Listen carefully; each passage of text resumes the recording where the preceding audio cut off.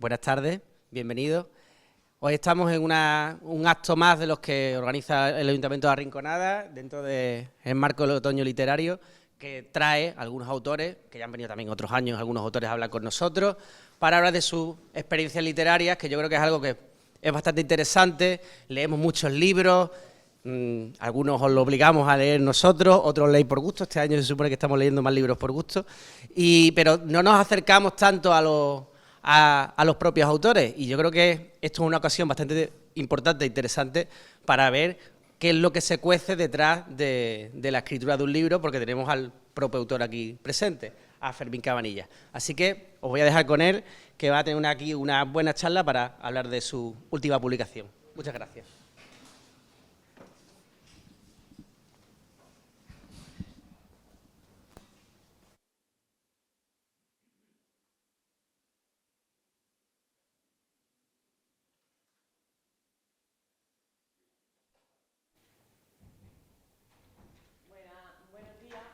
Toda. Mi nombre es María José. Bueno, si estáis en redes sociales, que seguro que sí, me podéis seguir como Pepa Violeta. Llevo mucho tiempo colaborando con el Ayuntamiento de La Rinconada, tanto en los otoños literarios como en la Estación de las Letras, presentando autores y autoras que son más que eso, son también amigos y amigas, que les gusta mucho pues venir al pueblo, acercar sus trabajos y sobre todo especialmente en el caso de Fermín, que ahora lo vamos a ver con todo lo que vamos a ir hablando sobre su libro, y por supuesto que preguntéis lo que queráis, porque al final el objetivo de todo esto es que vosotras y vosotros también participéis y que no siempre se tiene la oportunidad de tener al autor o a la autora de un libro aquí, ¿no? En el aula, que no tengáis ni que desplazaros.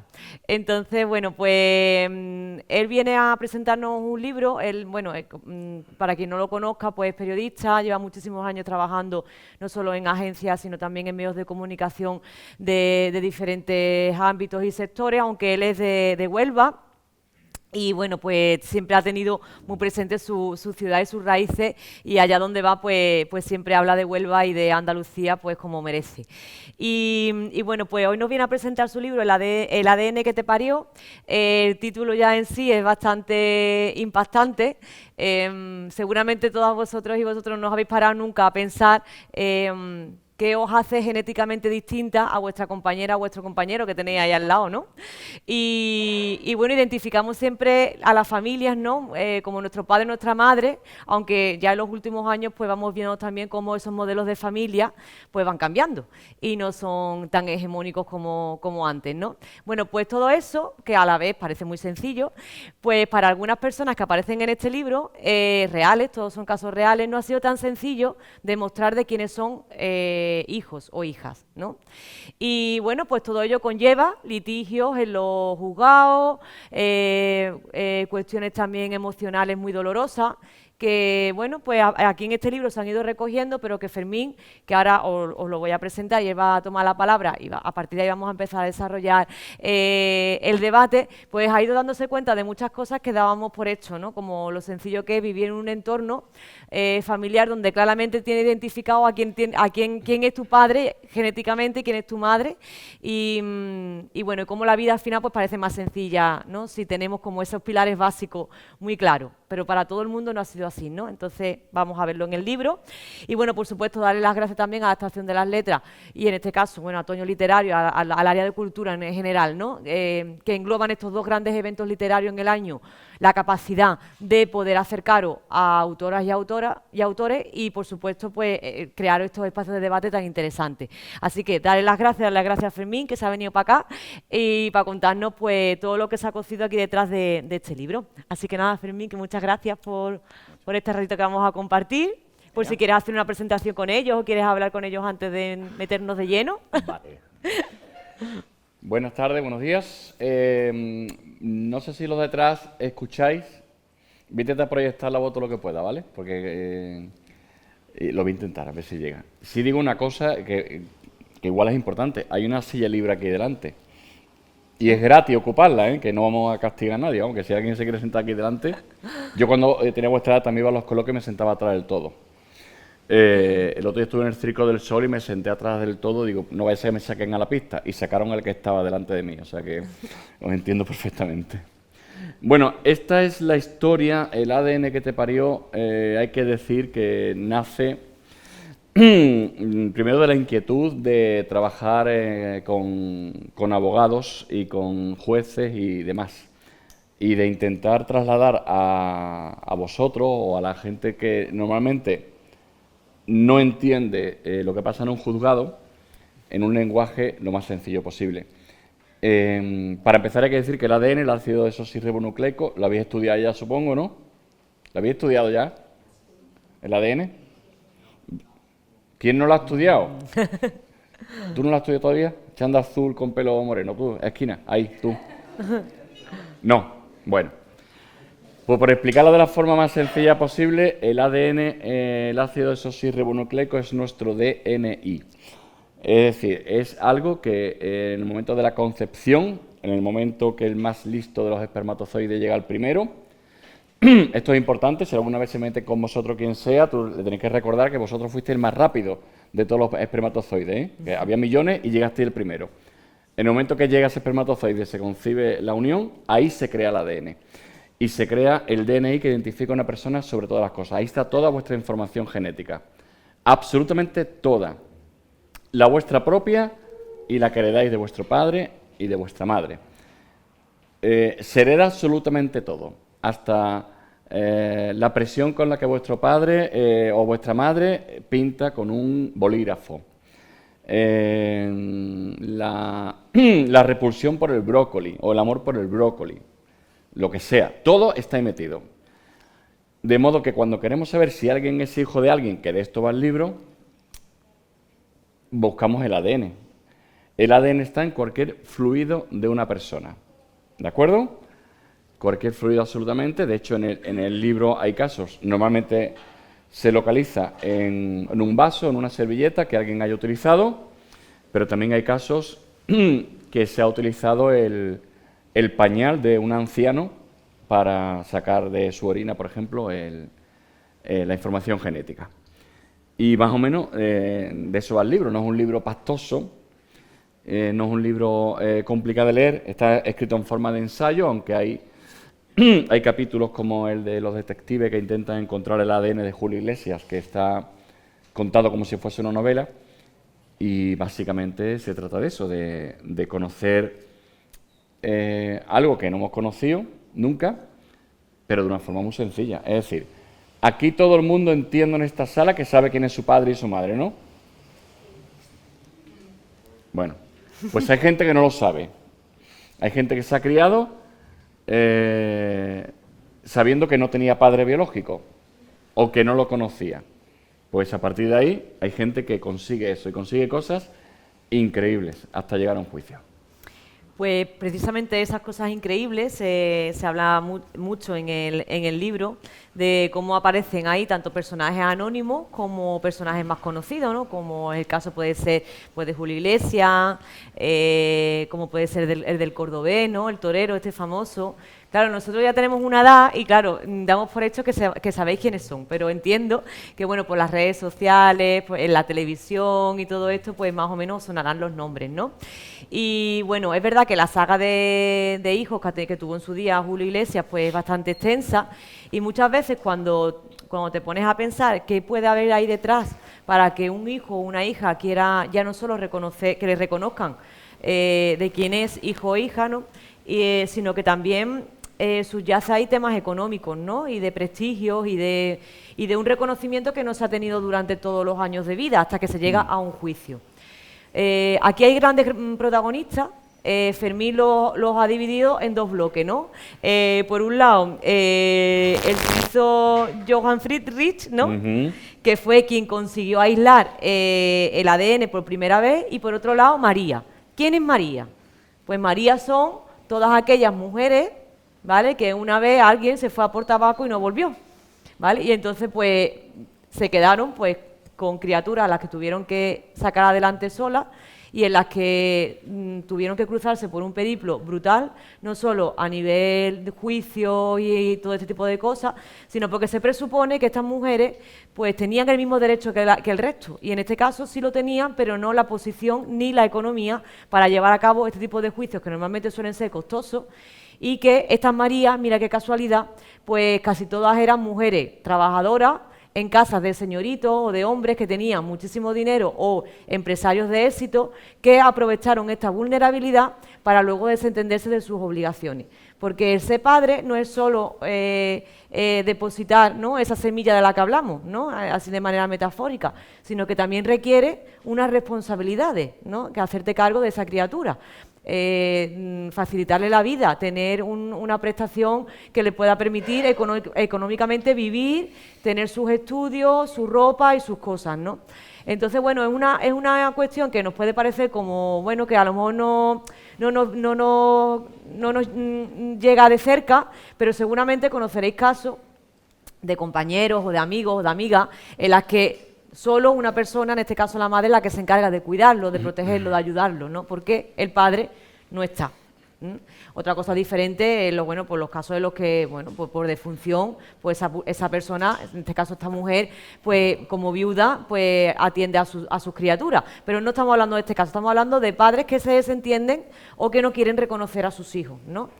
Y a esas Marías de las que hemos estado hablando, pues Fermín las retrata súper bien en el libro, porque son todas aquellas mujeres que han tenido que sacar a sus criaturas solas, ¿no? Y bueno, no sé si para ti algún caso en especial, Fermín, te ha llegado de esas Marías de las que hablábamos, ¿no? Bueno, el libro retrata muchas Marías, muchos casos, muchos problemas. Abro un paréntesis muy rápido para decir que cuando acabemos podéis hacer la pregunta que queráis, que debéis hacer la pregunta que queráis, y que luego votaremos entre todos, si queréis, cuál es la pregunta más interesante y se lleva el libro firmado. De gratis. ¿Vale? Entonces, si os animáis. A ver, para hacer un libro como este es imprescindible no solo tener la sentencia judicial, no solo tener la documentación periodística o tirar de Google, sino hablar con los protagonistas. Entonces, yo tuve la oportunidad de hablar con muchos de los protagonistas que están en el libro, y quien más me impresionó su historia fue la madre de la hija de Samuel Eto'o. ¿Alguien sabe quién es Samuel Eto'o en esta sala? ¿Alguien de los que están...? ¿Quién ha dicho sí? A ver, explica en resumido quién es Samuel Eto'o. Samuel Eto'o fue un futbolista de Camerún, creo, que jugó en el Fútbol Barcelona. Correcto. Samuel Eto'o llega a... Gracias. Llega a España con 16 años, lo ficha el Real Madrid, que lo cede al Leganés. Y en el año 1999 el Madrid ejerce su derecho de compra, que se llama, y es futbolista de la primera plantilla. Si tenéis un poquito de memoria, era el futbolista de aquella primera plantilla en la que estaban jugadores como Roberto Carlos, Iván Rocha, era un Madrid muy potente en aquella época. Y entonces Samuel Eto'o tenía una novia, una chica que era su novia, era su pareja formal, y ese noviazgo duró hasta el día que ella le dice que se queda embarazada, que está embarazada. Entonces ella, cuando tiene el rechazo de él, se ve sola completamente, inmigrante en Madrid, todavía sin documentación regularizada, sin tener la nacionalidad española, decide sacar adelante el embarazo. Ella planeaba, y era un plan que habría funcionado con cualquier persona con un mínimo de sensibilidad, que cuando tuviese la niña, llevársela para que la conociera y que él dijera, oye, pues esta criatura me toca hacer cargo, ¿no? Ella no sabía que ya Samuel Eto'o tenía 2 hijos fuera de la relación con ella y que era un personaje potente. A día de hoy Samuel Eto'o tiene 4 hijos de su matrimonio y 5 fuera del matrimonio con 3 mujeres distintas. Solo 2 reconocidos. Reconocidos por él por sentencia judicial, o sea que no es que la reconoció él. Entonces, cuando fui a entrevistar a la madre de la chica, ella me cuenta que cuando lleva a su niño, a la niña a la ciudad deportiva del Real Madrid, espera que termine el entrenamiento, le presenta a la niña, que tenía un mes, que era una... Hay fotos en el libro de la pequeña, y él le dice que, bueno, que está impresionado, que gracias por llevarla, que se va a hacer cargo de ella, que ahora tiene teléfono móvil y le da el número. Y entonces le da un número de teléfono, cuando ella llega a casa lo llama por teléfono, el número no existe, el número no funciona. Y ella con toda su buena voluntad va al día siguiente a la ciudad deportiva a decirle que se ha equivocado, que le ha dado un número, que lo compruebe porque el número que le ha dado no funciona. Y entonces su sorpresa es que cuando llega a la ciudad deportiva, Roberto Carlos, el lateral zurdo del Madrid brasileño, es quien la recibe en la puerta y le dice, mira, que me ha dicho Eto'o que no te deje entrar. Y que no vuelvas y que los jugadores no te van a dejar entrar. Vengas cuando vengas, no vas a entrar a la ciudad deportiva, que te olvides de él. Y entonces ella se olvidó del tema durante 18 años, hasta que la niña fue mayor de edad. Y la niña decidió denunciar al padre. E hizo muy bien además. Entonces, ¿qué es lo duro de este tema? Escuchar a una señora e imaginaros a una señora, una chica muy joven además, que tenía poco más de 20 años, con una cría en brazos, engañada por un millonario y que se ve sola a 10.000 kilómetros de su país, sola. Y que le echa ovarios al tema y saca a la niña adelante sola. Y hablas con esa niña que ahora tiene 23 años y es espectacular el cerebro que tiene esa cría. Cómo ha salido adelante, cómo tiene sus ideas claras, cómo ha puesto su propio negocio en Madrid. Evidentemente es española porque nació en Madrid. Nuestro Estado la ampara desde minuto uno, que para eso están mis impuestos y bien puestos están. Y es muy terrible hablar con esa mujer, es terrible conocer su historia de cerca. Y además que precisamente, aparte de todas esas víctimas, ¿no?, con las que has podido hablar, también hace alusión en el libro al síndrome del niño abandonado, niña abandonada, ¿no?, que te puede dejar secuelas psicológicas de por vida. Es decir, independientemente de qué tipo de abandono sea, que sea un abandono físico o un abandono emocional o ambas cosas, pues eso produce unas secuelas en la persona que le cuesta recuperarse a lo largo de su vida, ¿no? En muchas de estas personas que has podido entrevistar, ¿no?, que han sido hijos e hijas no reconocidas, ¿has notado que ese síndrome del hijo abandonado o hija abandonada les ha impedido hacer una vida normal o han tenido como más dificultad para a lo mejor relacionarse o les ha creado inseguridades o no Sí. sé?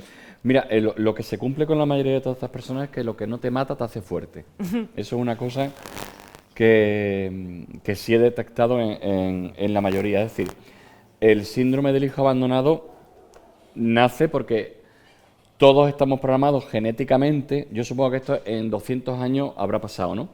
Pero todos estamos programados genéticamente para tener un padre hombre y una madre mujer. Esto es así, o sea, no, la genética en todo el periodo cuaternario, de que el hombre era un mono que se puso de pie, nos han educado a eso. Eso va pasando, afortunadamente, quiero decir, los matrimonios monoparentales, las parejas homosexuales, están creando una nueva sociedad en la que todo tiene cabida con normalidad. Pero seguimos siendo personas que queremos un padre y una madre. ¿Qué le pasa a estas personas? Es muy raro ver, no llega al 1% de la gente que habla con rencor de su padre. Es decir, ellas han heredado un sentimiento de su madre de no querer remover el tema. Las madres además tienen menos rencor que agradecimiento, en el sentido que, bueno, me amargó la vida, me hizo la vida imposible, pero me dio un hijo. Entonces, eso existe, eso se lee entre líneas en las entrevistas con estas personas. Y luego está la situación de que muchos de estos padres que han abandonado a los hijos lo han hecho no en el momento de la concepción o del nacimiento, sino cuando tenían 6, 7 u 8 años. Cuando la madre le dice al padre, yo voy a empezar un proceso legal para que la justicia reconozca que eres el padre de mi hijo o de mi hija. Y en ese momento se produce el abandono. Y un niño de 6, 7, 8 años se queda sin el padre que ha tenido. Que lo ha tenido ratos, pero que lo ha tenido. Esto pasa, por ejemplo, con el hermano de Anabel Pantoja, con Vicente Pantoja, cuyo padre Bernardo era habitual en su casa, en Navidad, era un habitual. Todo el mundo en Triana sabe que él es hijo de Bernardo Pantoja, pero nunca le reconoce el apellido. Entonces, él habla, cuando le escuchas hablar, es como si tuviera aunque su madre tiene otra pareja, él se ha criado con otro padre que no es el biológico, pero sí es verdad que tiene como ese vacío. Eso se nota. No les ha condicionado la vida, pero sí se nota que es como si tuviera un capítulo que cerrar. Fíjate que uno de los clientes del abogado Fernando Osuna, que habla en el libro, tiene 88 años. Y con 88 años ha querido ir a un abogado para ser declarado hijo oficial de un señor que murió hace 60 años. Porque es como un capítulo que quiere cerrar en su vida antes de irse. Entonces, se nota, ese resquemor se nota a veces, esa pena se nota. Y además, bueno, yo he puesto lo del ejemplo de irse a por tabaco, que ahora ya Sí. hay como O de que mucho- manden por tabaco a la mujer Eso. y no vuelva. Y no vuelva. Ahora hay muchas maneras, ¿no?, de llamar a lo que al final es falta de responsabilidad afectiva, por supuesto, ¿no? Porque cuando tú tienes un compromiso con alguien, pues evidentemente ese compromiso va más allá del día a día, sino también de qué ocurre cuando hay un embarazo, porque el embarazo es algo pues de la pareja, entendemos, ¿no? No es algo unilateral que pasa, ocurre y ya está, y me olvido, ¿no? Entonces, bueno, eso de irse a por tabaco y no volver, esas criaturas que se han educado sin el padre porque pues no ha querido reconocerlo, ha marchado, no ha ayudado económicamente a la unidad familiar, porque al final se crea una unidad familiar, aunque no exista ese papel de por medio porque esa persona pues se marcha y ya está. Pero sí hay una responsabilidad que reconoce la Constitución. Es decir, eso es una cosa muy importante que aparece en el libro, que muchas veces nuestros propios derechos fundamentales no sabemos cuáles son, no lo tenemos claro, ¿no? Ahora, con el tema de la vivienda, pues se está removiendo, que aparece en la Constitución, que tenemos derecho a una vivienda digna, pero también tenemos derecho a la protección de la infancia, ¿vale? Entonces, por vivir donde vivimos, que al final no deja de ser también un privilegio, hemos nacido aquí, eso no lo hemos elegido nosotros ni nosotras, ni tampoco quiénes van a ser nuestros padres y nuestras madres. Podremos elegir muchas cosas, pero hay cosas que ya vienen predeterminadas, ¿no? Entre ellos el sitio donde vivimos. Y en España, pues nos ha tocado vivir aquí, para lo bueno y para lo malo. Y bueno, una de las cosas que nos protege es la Constitución, que es un texto pues que ya lleva muchos años firmado y consensuado para que se lleve a la práctica.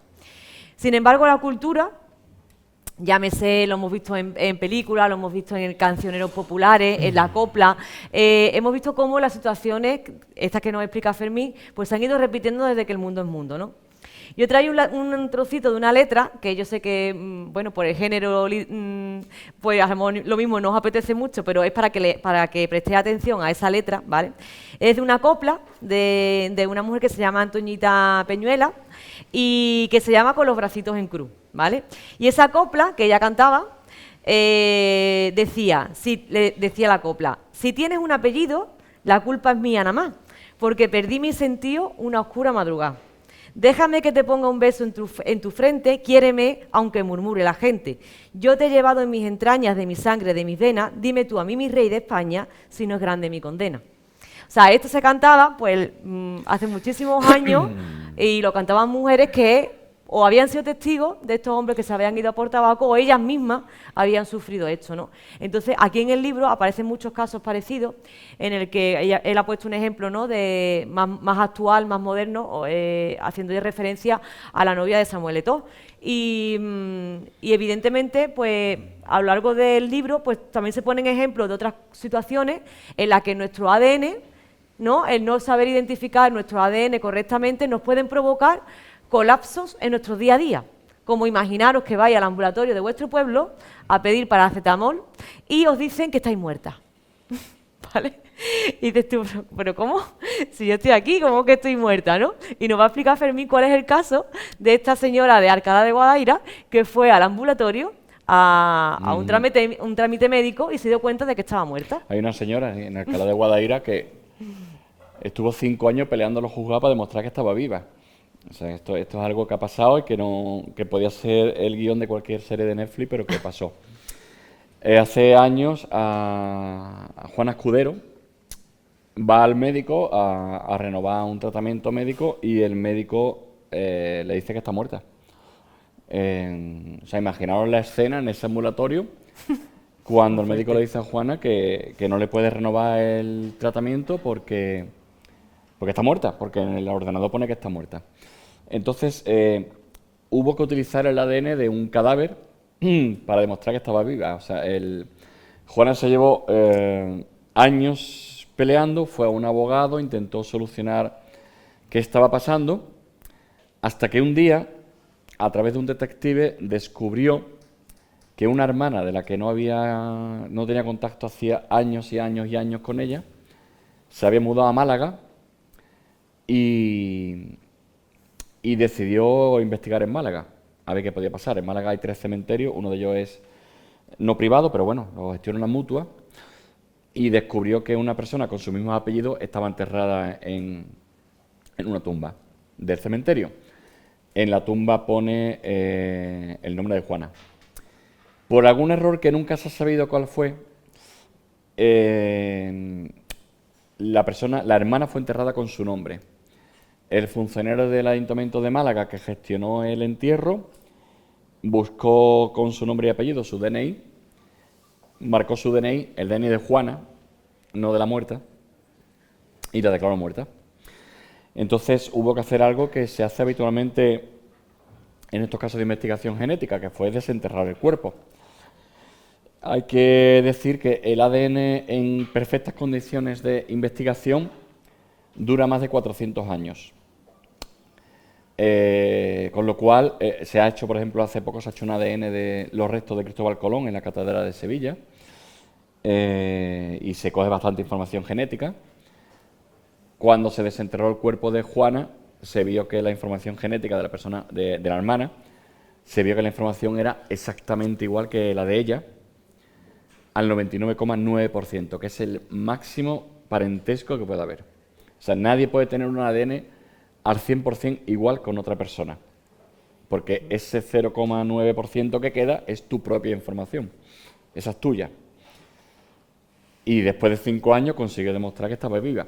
En estos 5 años no pudo renovar el carnet de conducir, no pudo hacer compras con tarjetas de crédito, pero pagaba. O sea, le cobraban la hipoteca, le cobraban los préstamos.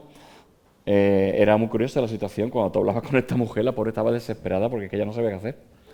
Pero el ADN demostró que estaba viva.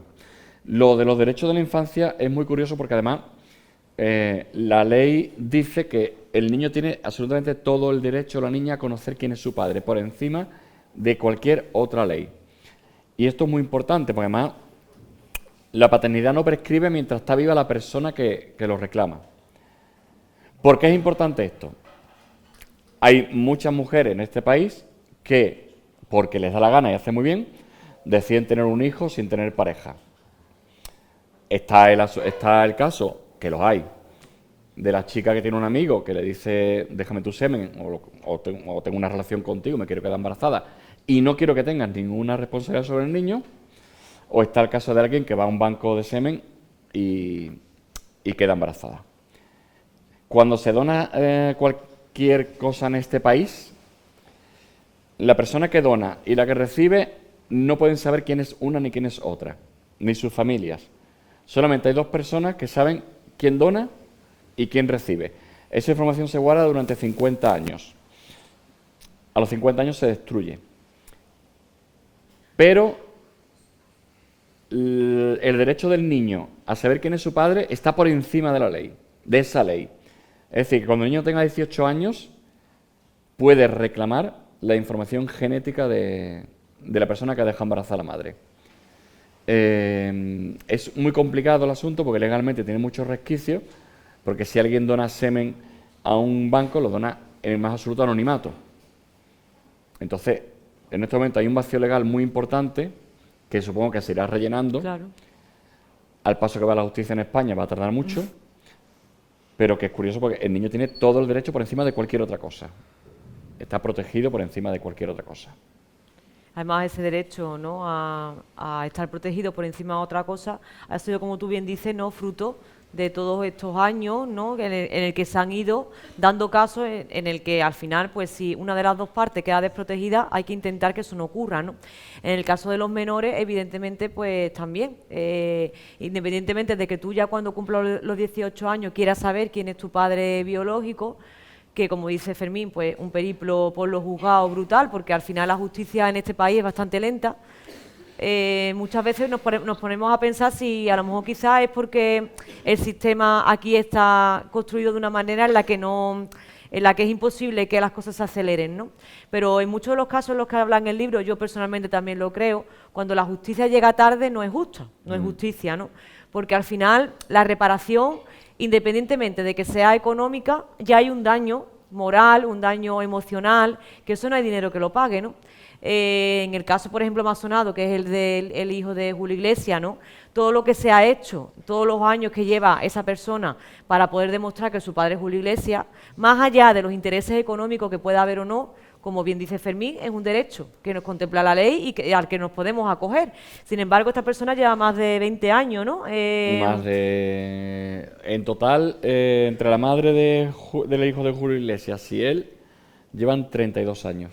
32 años. De pleitos judiciales. Y bueno, y todas las fórmulas en las que se ha intentado conseguir ese ADN, un equipo de investigación que coge un vuelo para Miami, llegan a Miami, investigan a toda la familia, toda la escolta que tiene Julio Iglesias, Chabeli y Julio es brutal, por lo tanto al final recurren al hermano pequeño que es el que pasea por Miami sin escolta, se van con él bueno, evidentemente todo esto sin que él lo sepa, a la playa, se dan cuenta de que él practica sky surf y bueno, dentro de lo que cabe sale siempre con los mismos amigos y tiene las mismas rutinas, consiguen una botella y de ahí de esa botella sacan el ADN, se lo traen para Madrid, todo eso en un vuelo hasta Miami, guardando las pruebas para que no se destruya el ADN, o sea, una historia que es de película, ¿no? Y que al final acaba en un proceso que todavía, o sea, no ha acabado todavía el proceso porque sigue abierto y en el que llevan casi 30 años para poder demostrar una realidad, porque ya se han hecho pruebas y saben perfectamente que este hijo es hijo de Julio Iglesias, ¿no?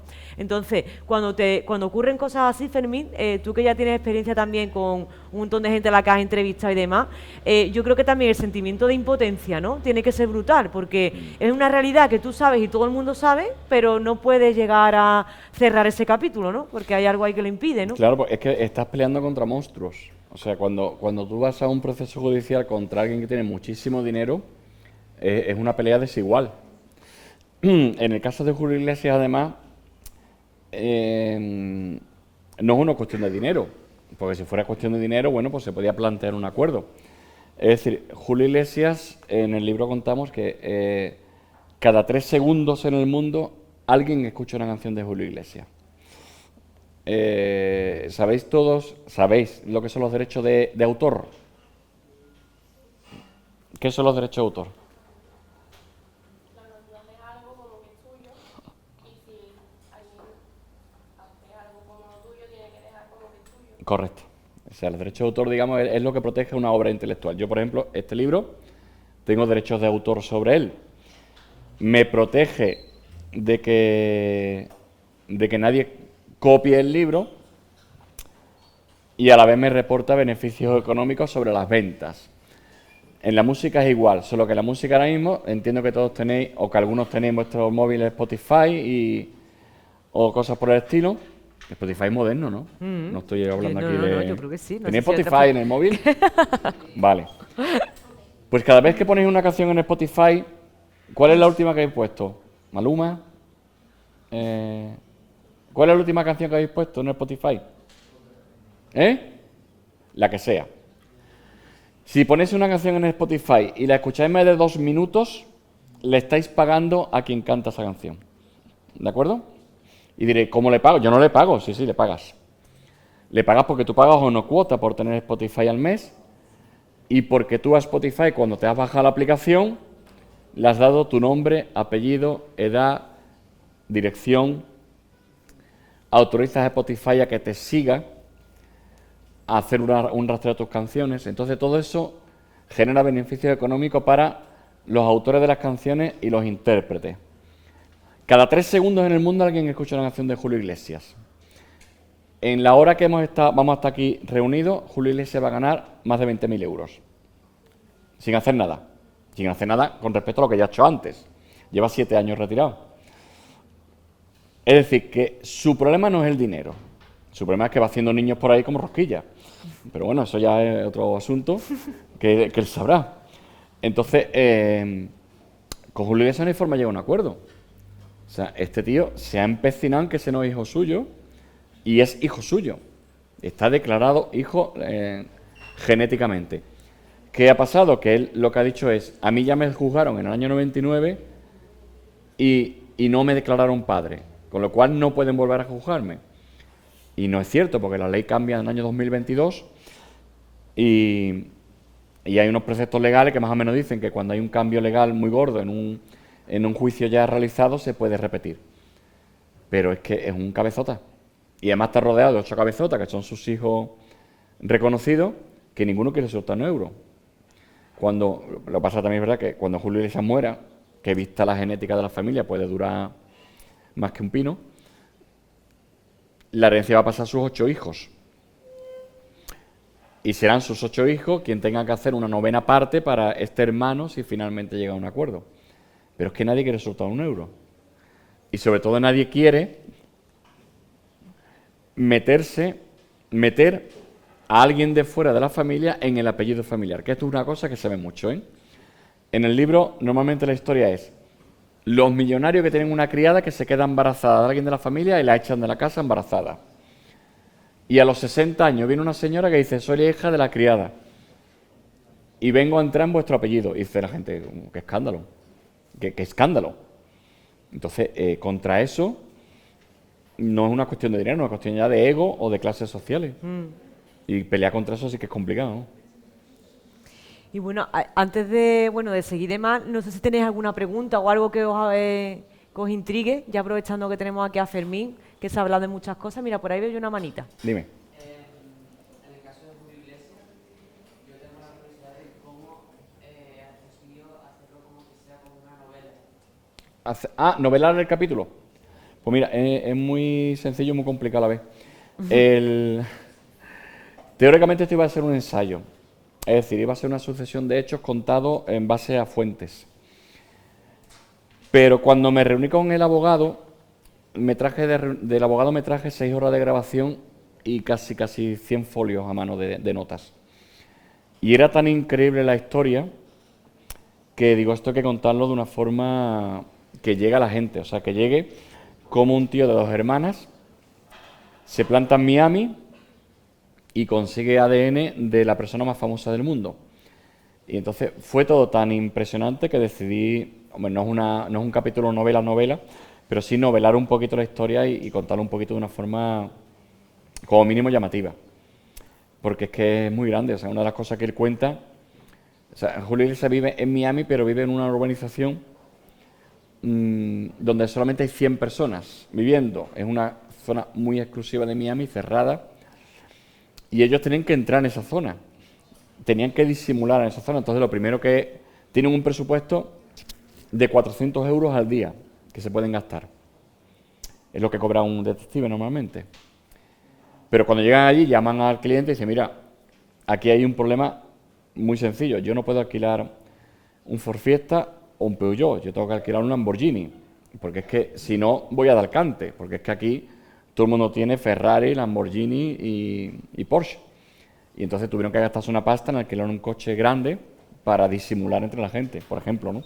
Entonces a mí se me pareció tan curioso que lo conté un poquito desenfadadamente.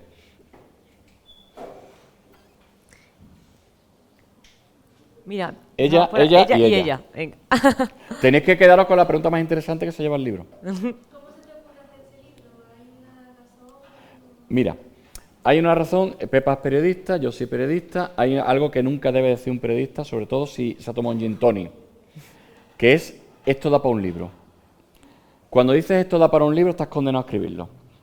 Y entonces, el día que la primicia de que había una prueba de ADN que decía que Julio Iglesias tenía un hijo en Valencia, la dimos en la agencia EFE a las 12:30 de la noche, del 7 de julio.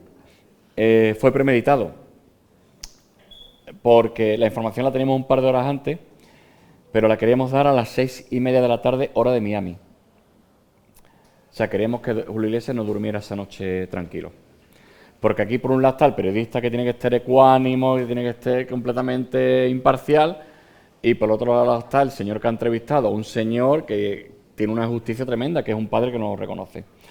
Entonces, al día siguiente, cuando fuimos a hablar con el abogado para que nos ampliara información, el abogado me contó que él ya había tramitado 600 casos más o menos, ahora ya va por 900, que había ganado más del 90% de los casos. Entonces le dije, dame 60 o 70 sentencias, que me la había leído este fin de semana, había hecho un ojito a la sentencia, y entonces lo llamé y le dije, oye, esto da para un libro, ¿eh? Aquí hay casos curiosísimos que esto deberían contarse. El libro se empezó a escribir en 2018, lo paró la pandemia, lo pararon una novela que escribí por medio, un ensayo sobre la COVID y demás, y salió. Pero es que es tan jugosa la información que él tenía que había que contarla. Dime. ¿Era la misma? Ea. Si en la Constitución pone que tienes derecho a conocer a tu padre o algo así, y está reconocido judicialmente que es su hijo, ¿por qué no está, bueno, judicialmente no, que hay pruebas de ADN, ¿por qué Sí. no está reconocido judicialmente? Pues porque la justicia es lenta y fallida en muchos casos. Es decir, si tú te enfrentas a un proceso como este, primero tienes que demostrar que eres hija de alguien y después empezar otro proceso para tener la herencia. ¿Qué es lo que sucede? Hay un dicho en el derecho que dice que cuando uno entra en un juzgado no sabe cómo va a salir.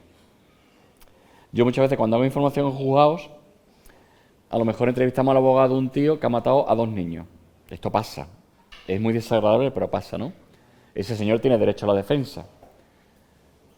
Entonces entrevistas al abogado y le dice, el caso es complicado, ¿no? Y él te dice, cuando uno entra en un juzgado, no sabe cómo sale. Y eso pasa, aunque la Constitución, artículo 5 creo que es, reconoce el derecho del niño sobre casi todas las cosas en este país, igual que reconoce el derecho a la vivienda, verá, y cosas por el estilo. Cuando uno va a un juzgado, se encuentra con otra parte que tiene un abogado muy bueno. Entonces, tú vas con un ADN. Ahora, la ley dice desde el año 2002 lo siguiente. Tú vas a un juzgado con un ADN o con un mensaje de WhatsApp de tu presunto padre o tu madre. O vas al juez y le dices, oiga, es que yo soy físicamente idéntica a mi padre. Y le pones una foto ahí de Pedro Sánchez. Mire usted, yo es que soy igual que Pedro Sánchez. Mire usted. Y el juez dice, ostras, idéntica. Y ahora el juez llama a Pedro Sánchez, oiga, venga usted, que también hay que tener... Venga usted para acá, que aquí hay una prueba una señora que es idéntica a usted. Y dice, no, no voy. Vale, pues automáticamente lo declara padre. En ese momento lo declara padre. Desde el año 2002 es así.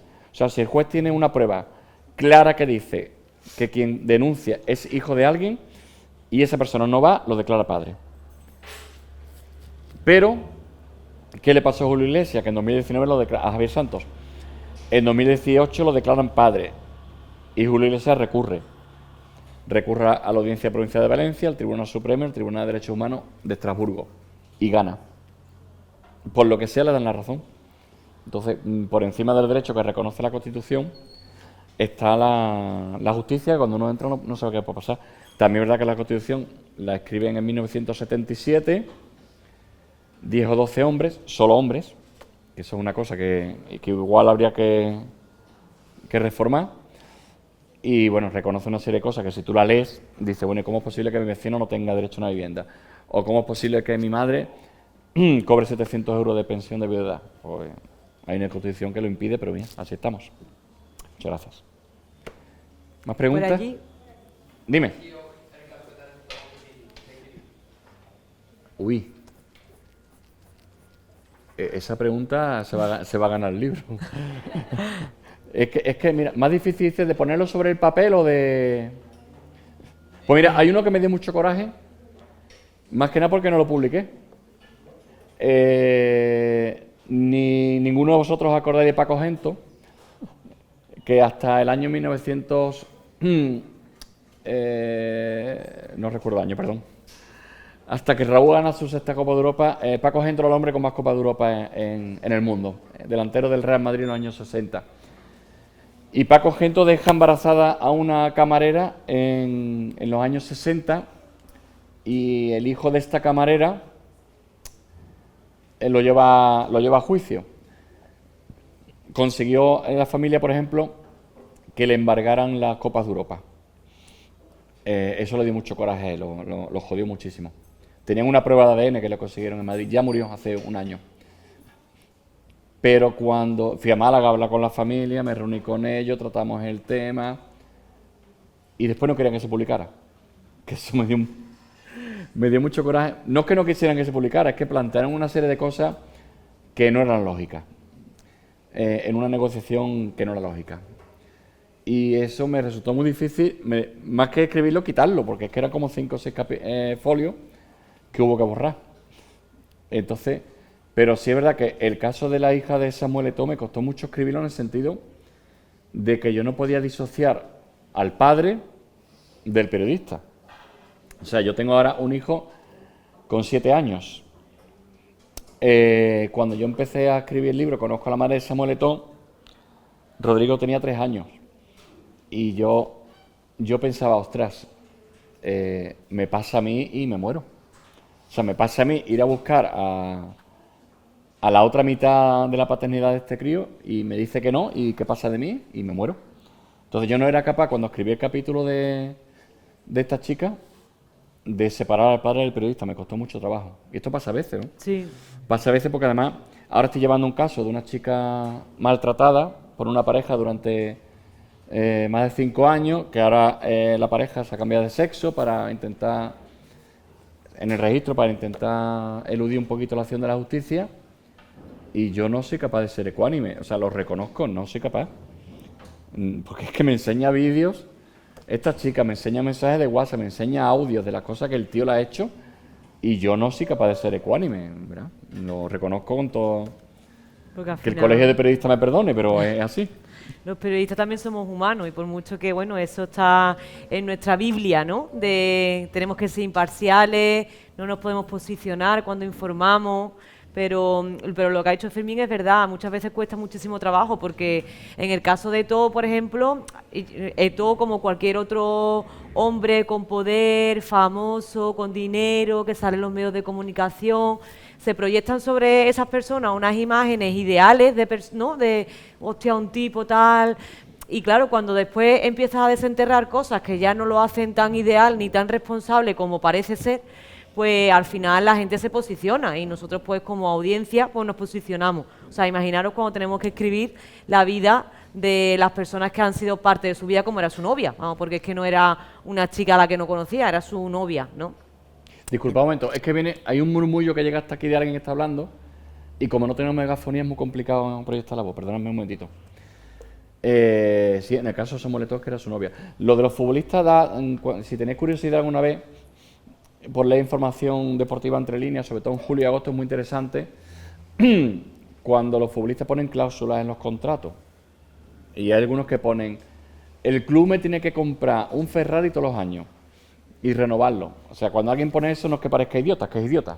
Y dejarme ¿vale? salir de fiesta. Déjame salir de fiesta. También. O sea, no tengáis duda nunca de que normalmente cuando ves actitudes raras, es verdad que los futbolistas de élite, o sea, el 2% de los futbolistas en este país son de élite, el resto son jornaleros del balón.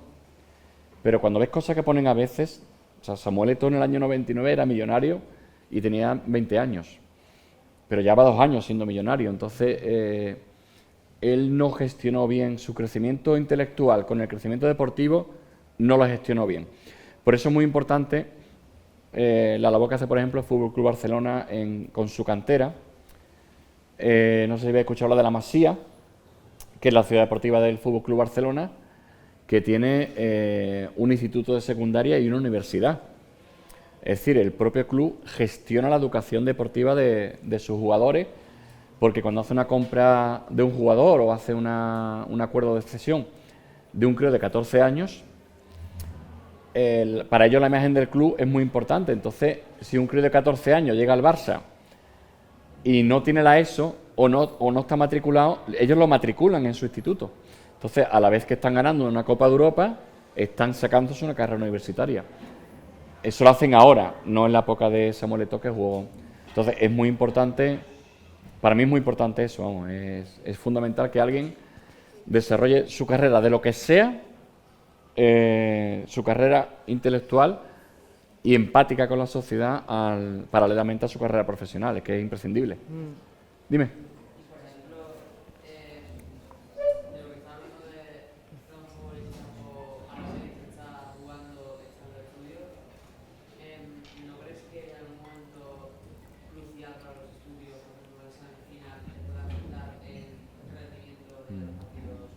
Sí, pero es que el Barça lo hace muy bien. Y yo soy del Madrid, cuidado. Pero el Barça eso lo hace muy bien. Porque ellos han entendido perfectamente el concepto. El Barça, por ejemplo, entrena a las 8 de la mañana. Es decir, si quieres bien y si no también. O sea, a las 8 de la mañana estás entrenando. A menos que haya partido, no hay doble sesión de entrenamiento. Cuando hay viajes, cuando viajan a Berlín o a Moscú o lo que sea, los jugadores que están en fase de estudio llevan su profesor en el avión o su profesora. Quiero decir que no se escapan. O sea, es que no se escapan. Y si alguno tiene que hacer la selectividad, está exento de entrenamientos intensos durante esos días. Tiene unos preparadores físicos, o sea, Lamine Yamal, que tiene 18 años ahora, que está estudiando una carrera, o Fermín López, que tiene 20 años, aunque parezca que entrenan al mismo nivel que sus compañeros, no entrenan al mismo nivel, porque tienen clase durante el día, tienen distintos asuntos que tienen que hacer. Además, aparte, ya Lamine Yamal está tramitando su nacionalidad, la nacionalidad de la familia. O sea que aunque parezca que llevan el mismo ritmo, no lo llevan. Aparte, es verdad que cuando uno tiene 20 años no necesita el mismo nivel de entrenamiento que un tío que tiene 33. O sea, el cuerpo responde mucho mejor. Hay una anécdota que es verdad que Johan Cruyff, cuando jugaba en el Barcelona en el año 73, tenía por contrato que él fumaba en el vestuario. O sea, esto es así, vamos, que Johan Cruyff fumaba en el vestuario y era el mejor jugador del mundo en aquella época. Entonces, claro, eso se hace con 20 años. Con 35 años te fumas un cigarro, después juegas un partido y tienes que elegir funeraria, ¿verdad? Pero eso es así. ¿Y alguna preguntilla más que vaya Aunque a sea quedar? de fútbol, si quieres saber cómo... Es que realmente yo soy periodista deportivo, aunque no lo parezca. Claro, no, bueno, sí se parece, parece. Es decir, mi especialidad toda la vida ha sido periodismo deportivo. Soy de los pocos humanos que se lee los cambios de reglamento en verano, que sabe el reglamento del curling. ¿Sabe qué es el curling? No, ¿a qué no? Eso es lo que es el curling, que es un deporte de hielo que se juega con una escoba. En fin, que hasta que hace unos años me cambié de especialidad en la agencia F a otras cosas, pero me gusta hablar de periodismo deportivo. Y lo odio también, muchas veces. Dime. ¿Qué? Sí. Sí. La pregunta a la compañera y es, se ha ganado el libro, claramente. Si siendo periodista me entero de muchas cosas y si hay cosas de las que no me gustaría enterarme. Efectivamente, a mí no me hubiera gustado enterarme de cómo trató Eto'o a la madre de la niña, por ejemplo. Pero es que a día de hoy, cuando cubrimos un juicio, hay veces que escuchas cosas que tú... O sea, cuando cubrimos un juicio, por ejemplo, en el juicio hay una parte muy dura cuando es un asesinato, que es la reconstrucción. Que normalmente alguien se pone con una pizarra, saca fotos del cadáver, va contando... es muy desagradable. O sea, quisieras no enterarte. Pero sobre todo quisieras no enterarte a veces cuando tienes una información muy buena y no la puedes dar. O sea, nosotros tenemos en todos los partidos políticos, en todos los sitios, tenemos una fuente. Una fuente que nos cuente cosas. Cuando lees una información que diga fuentes próximas a, eso es que el periodista conoce a alguien dentro que le ha contado algo. Pero hay veces que nos cuentan cosas que no podemos contar, porque se produce lo que se llama la traición a la fuente. Y es lo peor que te puede pasar. Pero sí, mira, la concejala de Hacienda del Ayuntamiento, la primera teniente alcalde, Ola Raquel, es periodista. Es periodista también. Y esa pregunta es que me acaban de preguntar si siendo periodista me entero de muchas cosas y hay cosas que no puedo contar. Correcto. Raquel, que es la primera teniente de alcalde de este ayuntamiento, que tiene una cosa chulísima que es los fondos del Museo Arqueológico guardados en un cajón. Hace un año hablamos de una historia con respecto al fondo y dice, no la cuentes todavía, que en unos días te voy a pasar, no sé, y tienes oro en las manos, pero tienes que esperar a la fuente, que es ella. Entonces, la fuente es muy importante, pero sí. Pero la verdad es que yo quisiera no hacer información judicial, pero muchas veces tienes que crear una... Con esta chica que digo que ha maltratado al marido, que la maltrató al marido durante 5 años, hemos creado, o sea, hasta hace un mes el tío iba a su casa y la acosaba y la insultaba y demás. Y hemos creado conociendo el caso, leyendo, escuchando unos audios terribles, hemos creado tal tela de araña en torno al tío que ya no se le acerca, porque tiene toda la sociedad en contra de él. O sea, hemos conseguido que no la moleste. Entonces, ha sido desagradable conocer toda su historia. Tiene un audio terrible en el que dice: te voy a matar a ti, al niño y a toda tu familia, y cosas por el estilo. Pero hemos sido útiles, pero yo hubiera querido no escuchar ese audio, ¿verdad? Desagradable al máximo.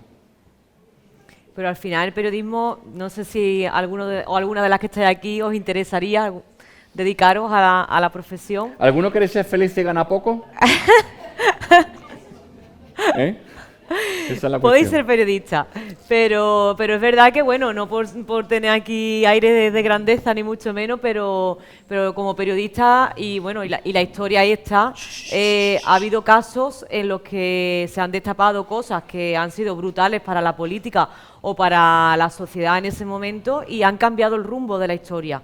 Es decir, que eso del paparazzi que descubre tal, que descubre, ¿no?, una infidelidad, que se está cerrando una fusión bancaria y descubren a las mujeres de los dos principales, ¿no?, que van a hacerla firmar el convenio siendo infieles y lo saca la prensa. O sea, todo eso, más allá de la prensa rosa o del corazón, ha truncado muchas decisiones importantes que, bueno, pues al final pues estamos donde estamos y somos lo que somos también gracias en parte a cómo ha incidido la prensa en ciertos aspectos de la vida, ¿no?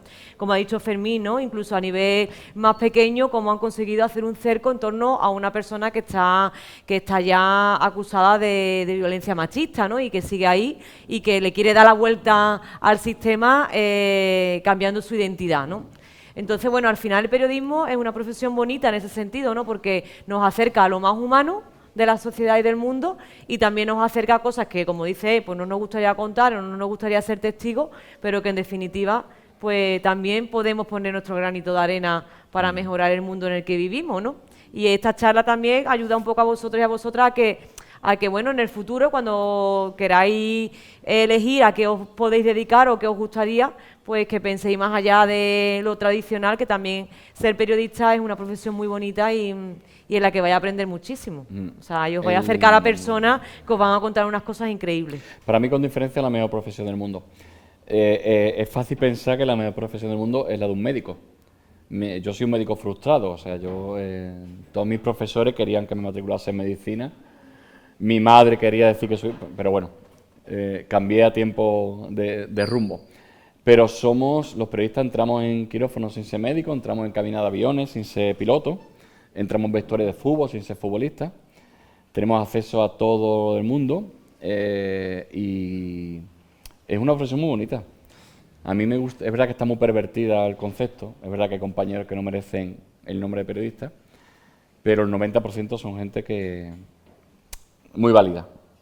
Y te permite escribir un libro como este, que mira, que es de hecho los 3 últimos libros que he escrito se basan en mi trabajo y demás. Y, en fin, que si alguien quiere ser periodista, que tire para adelante. Aunque yo siempre aconsejo una cosa, y tenemos aquí 2 compañeras que habrán pasado por la Facultad de Ciencia de la Información. Si queréis ser periodista, no estudia periodismo. Estudia filología hispánica, por favor. ¿De acuerdo? Os lo pido encarecidamente. Porque yo doy clases a periodistas que han terminado la carrera, chicos jóvenes con 24 o 25 años, y se les forma en conocer la vida, en pisar el terreno. Y cuando me presentan algunos textos, yo me quiero morir en ese momento. O sea, por favor, filología hispánica, una carrera que os forme de una forma paralela, y luego meteros en el fango. Exactamente, vivir ahí fuera en la calle, Sí, más allá de las pantallas y sobre todo las orejas muy abiertas. O sea, que os interese, ¿no?, lo que ocurre ahí fuera, lo que ocurre en vuestro barrio, lo que le ocurre a vuestras amigas, cómo vosotros de vuestras pequeñas parcelas podéis ayudar a mejorar el mundo. Al final eso es lo que nos vamos a llevar. O sea, mira, hemos puesto aquí incluso el caso de Tono, o sea, ¿de qué sirve tanto dinero, tanto prestigio cuando realmente no eres buena persona, ¿no? Y yo creo que es una de las cosas que precisamente en este tipo de entorno nos puede ayudar pues ahí dan 2 pasitos, ¿no? Crear una profesión, pero también ser buenas personas, ¿no? Y esta profesión te ayuda a ser también buena persona, ¿no? Y el hecho de compartir y empatizar con lo que le ocurre a otra gente, y bueno, no siempre son cosas bonitas que contar o agradables, pero otras veces sí. Y es una profesión que te llena mucho por dentro, ¿no? Que te enriquece mucho por dentro. Bueno, lo último que quiero decir ya, esto lo dije el año pasado cuando estuve aquí. El año pasado cuando vine a presentar aquí la novela sobre los refugiados de Kabul, había una chica que salí de aquí, además, me acuerdo ahora cuando aparcaba porque no recordaba el entorno, y fui a comprarle el último libro de Pérez Reverte. Ah, sí, es verdad. Porque estaba castigada en su casa, su madre la castigaba sin leer cuando no tenía buenas notas. Y entonces, contra la opinión de la madre, le regalé el último libro de Pérez Reverte. Entonces, lo que quiero que tengáis en cuenta y que no se os olvide nunca es que yo, que nací en un pueblo de 3.000 habitantes, que no tiene biblioteca pública, joder, qué suerte tenéis en La Rinconada, de verdad. O sea, de verdad, 4 bibliotecas, me cago en la leche, es que tenéis el paraíso. O sea, de verdad, hartaos de leer. Pero sí, y encima, bueno, no voy a decir gratis porque yo como de esto, ¿no? Pero 4 bibliotecas, de verdad, disfrutadlo. Y además a un paso de Sevilla capital, o sea, disfrutarlo. 4 Dime. bibliotecas. Y aparte, Hostia, podéis, que y yo aparte flipo. podéis pedir, o sea, que ellos tienen también un fondo destinado a cosas que os puedan hacer falta. Es decir, que si necesitáis una obra en concreta y la biblioteca no la tiene, si se dispone de recursos económicos, la van a traer para vosotros y para el resto de personas que quieran hacer préstamo de ese libro. Que muchas veces a lo mejor puede echar para atrás y decir, ay, no voy a ir a la biblioteca porque me gusta, yo qué sé, los cómics de tal y yo eso ahí no lo voy a encontrar, pues acercaros. Y oye, mira, me estoy interesada en este libro, me lo podríais traer y vamos, casi en un 90%, si no este mes, el que viene, os lo traéis y lo podéis compartir después con más compañeros o compañeras porque ya se queda en la biblioteca. O sea, que tenéis una infinidad de recursos sin salir del pueblo brutales. Es espectacular. Sí, iba a preguntar que el chico de fondo. Mira, de momento está teniendo mucho efecto en el abogado que nada más que hace recibir casos nuevos. Va a tener que poner otro bufete. El mamón se ha comprado un Mercedes espectacular. Vamos. No, la gente que lo lee, el que se gane el libro aquí, que ahora vamos a decir quién se ha ganado el libro. Dos, ¿no? ¿Hay 2 libros? ¿Hay 2 preguntas? 2 preguntas. Sí, pero vale. igual uno se queda para la biblioteca, pero no pasa nada porque yo envío uno rápidamente al instituto. Podemos dar los 2 libros y yo envío uno y lo tiene mañana al instituto. Que el efecto que causa en... ¿Cómo te llamas? ¿Cómo te llamas? Romeo. El efecto que causa en la gente que lo lee es normalmente, ostras, si mi vecina podía haber salido en el libro. O sea, igual, es verdad que La Rinconada es muy grande, ¿no? Pero en los pueblos pequeños, sobre todo, cuando alguien ha leído el libro, cuando he ido a una charla, a una conferencia, tengo que dar ahora una conferencia en un pueblo de Teruel de 100 habitantes, que estoy deseando, que tiene una biblioteca con 80 personas apuntadas. O sea, imaginaos el porcentaje de gente del club de lectura de ese pueblo. Y estamos esperando cerrar solamente la fecha. Cuando alguien lee el libro dice, si mi vecina le pasa esto, si mi vecina es verdad que el padre... O sea, que de pronto empiezas a pensar y dices, este caso me suena. Por eso el libro está dedicado a María. Voy a leer la dedicatoria sin gafas, aquí en plan valiente. Para María, la hija de María, y todas las que como ella consiguieron que el ADN escribiese derecho en los renglones torcidos de su pasado. Me salió bien la dedicatoria, ¿eh? Está chula. Muy chula. Todos conocemos a una María. O sea, una señora que era la criada, odio la palabra criada, pero la criada favorita de la casa del señor marqués, que se queda embarazada y no la deja embarazada el Espíritu Santo precisamente, y en vez de decir no te preocupes, te vamos a cuidar no sé qué, a María la echan de la casa. Llévate esta barriga de aquí. María llega a su casa, le cuenta la historia de su madre y le dice, de aquí te vas. ¡Qué vergüenza, qué vergüenza! Y María se tiene que ir a Madrid o Barcelona a sacar a la criatura ella sola. Eso pasa en todos los pueblos. Y todos conocemos a alguien. Yo mismo, escribiendo un libro, conocí a una persona, o sea, supe de una persona que conocí hacía mucho tiempo que estaba en esa situación. O sea que la gente al final lo que hace es abrir la mente y decir, ostras, mi vecina. Pero normalmente es así, ¿eh? O sea, es tan terrible que es así. ¿Y alguna pregunta? Mira, ¿aquí más preguntas? ¿Sí? Yo quería preguntar cómo fue la experiencia de escribir el libro y de que tanta gente te dé el testimonio tan impactante hacia...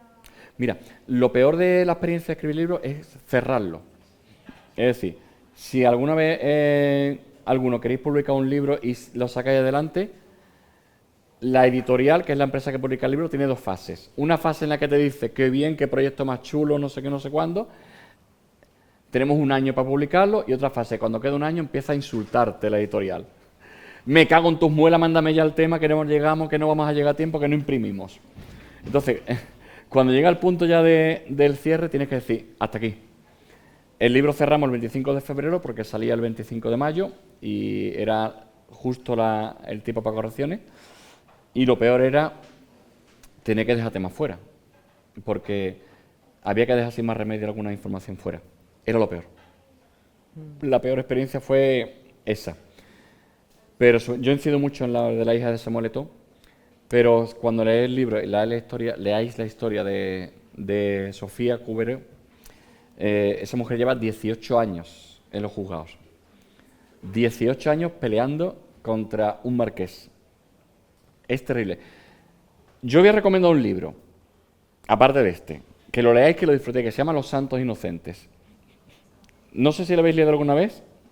Si sois unos vagos como yo, buscad la peli en una plataforma, ¿de acuerdo? Hay una peli magnífica con Juan Diego y con Paco Raval, creo recordar también. O el audiolibro también. El audiolibro es una pasada. Que ya eso, O sea, hay mucha... Me está llamando mi madre, verá tú. Los Santos Inocentes es una novela que refleja perfectamente cosas como esta. La clase alta social que domina el pueblo y toda la comarca, y los criados humildes, que cuando les pasa algo son la basurilla de la que no me quiero preocupar. Si sois capaz de leer esa novela, Mario Camus, creo que es. Los Santos Inocentes. Creo. Si sois capaces de leerla, os vais a dar cuenta de que creo que es de Camus, sí. Ahora mismo no lo pondría en pie. No, yo tampoco. Yo tampoco. Pero bueno, dime.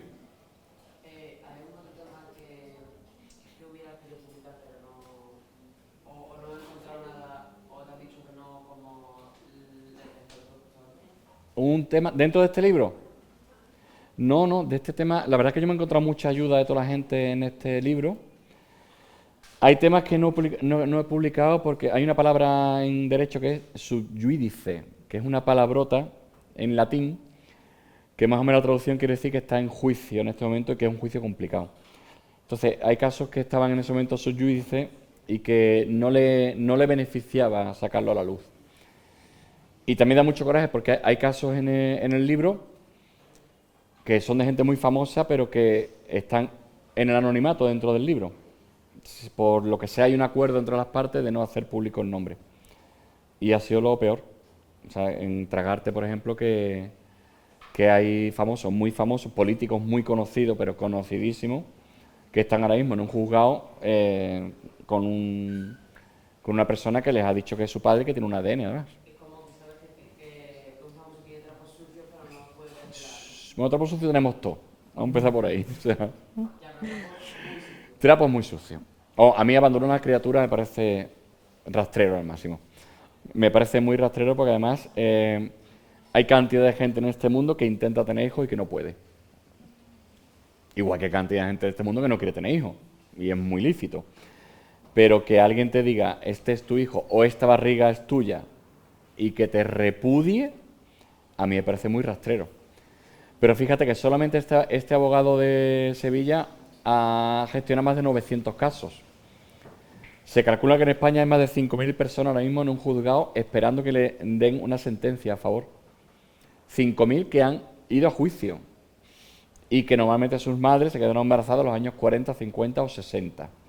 En la España en la que aquí no pasaba nada. O sea, cuando se dice ahora de antes vivíamos mejor, estábamos con las puertas abiertas. En la calle, un mojón, o sea, en la España en blanco y negro, del franquismo y del posfranquismo, pasaban cosas, pero no había Twitter. O sea, imaginaros el Twitter en los años 40 cuando la hija de la señora Hilaria se quedó embarazada. Lo que habría sido ese Twitter y ese grupo de Facebook del pueblo. Pero claro, en aquella época era imagínate la señora que a lo mejor cobraba 10 pesetas a la semana por limpiar la casa del señorito, ¿qué iba a hacer? ¿Iba a un abogado? Cuando el abogado además le iba a decir que él contra el señorito no iba. Había que ponerse en su piel. Pues sí. ¿Alguna preguntita más antes de cerrar? Y ¿Queréis volver a clase? despedir a Fermín. Bueno, yo os voy a reiterar, y no me voy a cansar de hacerlo, que aburráis a las son bibliotecarias. Normalmente son bibliotecarias. Bueno, son hay también mujeres. bibliotecarios, pero vamos, aburrir a bibliotecarias hasta, vamos. Aburrirlas. O sea, a las bibliotecarias, ahora mismo en el pueblo donde me he criado, que es Lepe, la biblioteca era muy pequeñita y el ayuntamiento consiguió comprar 2 o 3 casas alrededor y están haciendo una biblioteca espectacular, impresionante. Estoy deseando conocerla y disfrutarla. Hay una película que se llama Una cuestión de tiempo, que el protagonista tiene la facultad de viajar en el tiempo hacia atrás y solamente lo usa para leer todas las obras de Dickens. O sea, él no se quiere morir sin leer todas las obras de Dickens. Entonces, por favor, aburrir a la bibliotecaria, pedirle libros continuamente. Aquí al lado hay una librería, justo al ladito, que además tiene un catálogo estupendo. Entonces, disfrutad de la lectura, que es un placer. Tenemos que votar quiénes son los 2 que se han ganado los libros. Chungo el tema, Chin, cuando hay que chin, votar, chin, chin, chin. A ver, levantad la mano los que han hecho preguntas. Tú también, levanta la mano. ¿Quiénes han hecho preguntas? No han hecho más preguntas. No, ese también ha hecho, tú también has hecho, Han ¿no? hecho muchas no, preguntas. tú no. ¿Y ahí detrás también había alguien? Aquí, ¿no? Allí, 2, 3, 4. A mí es que me moló la pregunta a ella de que cuando eres periodista que tienes que callarte. ¿Le damos un voto a esa...? Sí. Sí, ¿no? ¿Cómo te llamas? ¿Lidia? Cintia. Cintia se ha ganado uno de los libros, ¿eh? ¿Y el otro? ¿Cuál fue tu pregunta? Ah, verdad, yo te dije que te la había ganado antes. ¿David? ¿Era? Venga, pues Cintia, David, acercaros para acá los 2, por favor. ¿No te quiero acercar? Bueno, me acerco yo para allá. Bueno, pues, porque se lo vas a dedicar, ¿no? Sí. Vale. Sí, porque se lo voy a... Porque se lo... Se lo doy. A ver.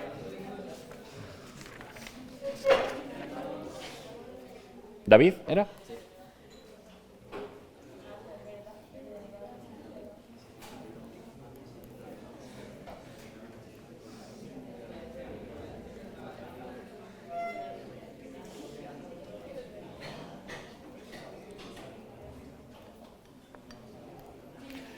Cintia no se quiere acercar porque la vergüenza, pero se tiene que hacer una foto ahora para las redes del ayuntamiento, ¿eh? O sea que...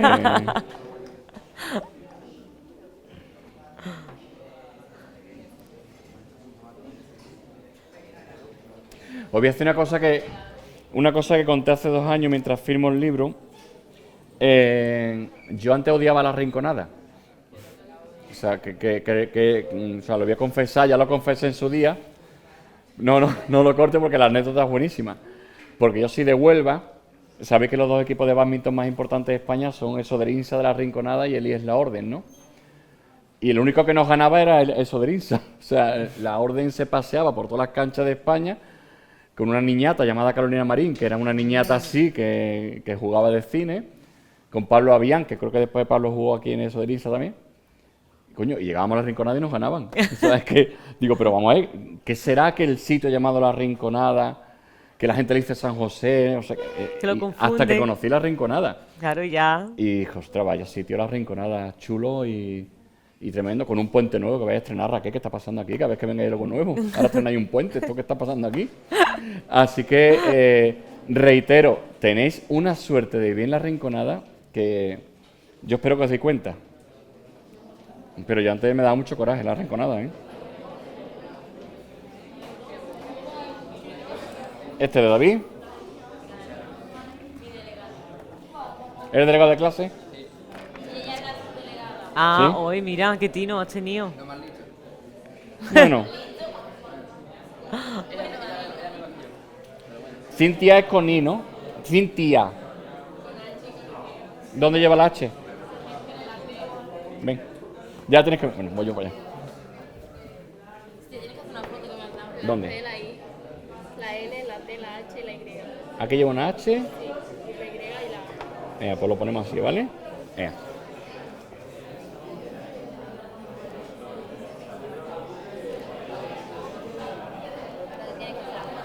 Sí, la vida es dura, Cintia. Que te vas a pasar muy bien y luego te ponen en Instagram. Mi madre le sigue esto y le da me gusta.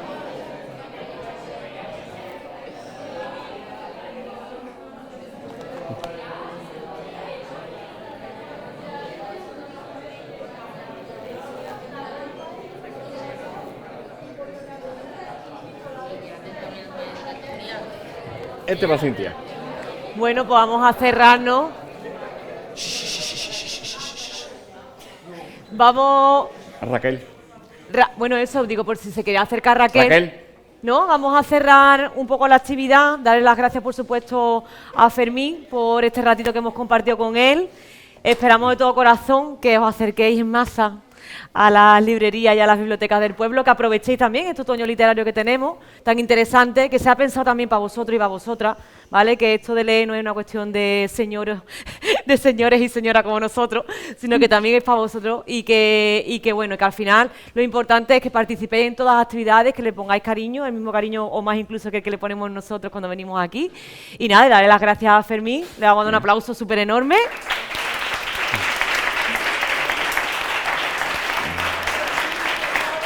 Yeah. Y bueno, no sé si Raquel quieres hablar con ellos algo antes de irnos, O por lo menos una foto. o para por lo menos recordar. una foto o algo. Aunque esta noche creo que nos vemos otra vez porque tenemos acto de diputación.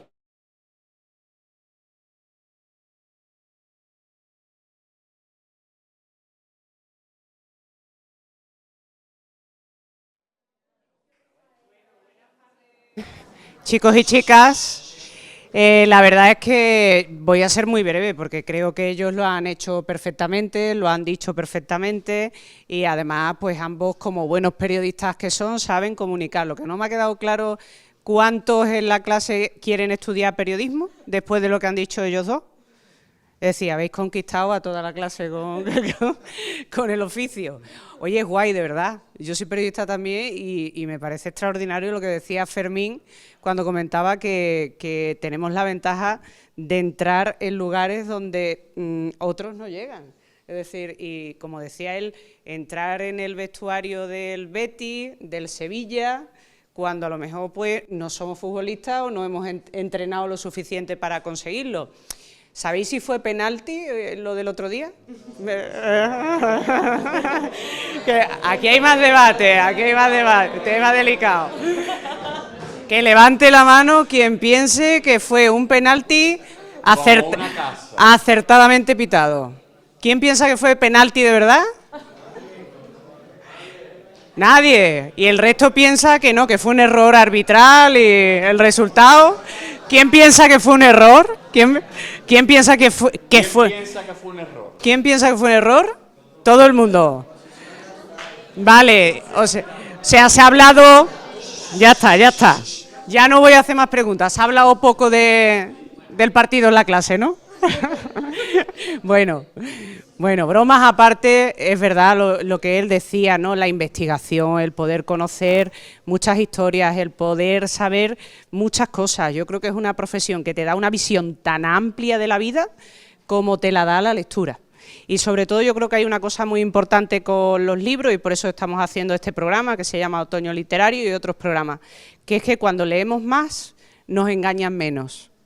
Tenemos más oportunidades de ser nosotros mismos, que nadie nos tenga que decir lo que debemos ser, nos da libertad y nos da la posibilidad de enfrentarnos a las dificultades mucho mejor, que no se nos ponga nada por delante, que no nos cuenten rollos, que nosotros tenemos cabeza y tenemos corazón para comprender justamente lo que queremos. Es verdad que ahora que vengamos señores y señoras mayores, ¿no?